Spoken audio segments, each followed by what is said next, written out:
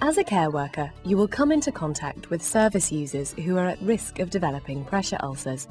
Pressure ulcers are caused by the application of pressure to the skin. Shear and friction are other ways we describe the pressure. We need to understand the structure of the skin and its blood supply so that we can comprehend the effects of pressure on the skin.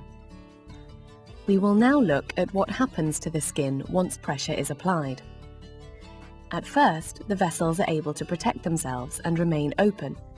However, if the pressure is great enough and applied for long enough, then the vessels will collapse. And since the skin is supplied with oxygen and nutrients by those vessels, it will die.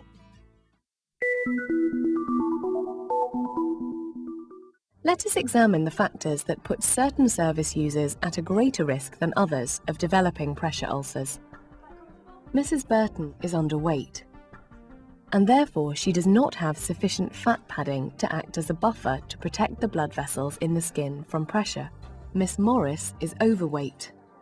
This prevents her from mobilizing independently, and she cannot get herself out of the chair. Mr. Graham has had a cerebral vascular accident and he cannot alter his position.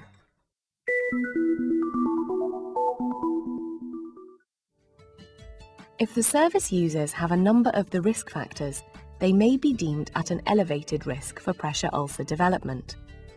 As a result, they may require additional help. This comes in the form of pressure-relieving equipment. It is imperative that the equipment provides 24-hour protection for the service users, so it must include cushions for their chairs and wheelchairs, and a special mattress for their bed.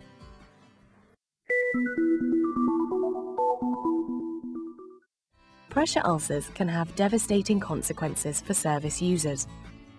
As a result, it is crucial that the service users and those caring for them are educated in the causes of pressure ulcers and how to prevent them.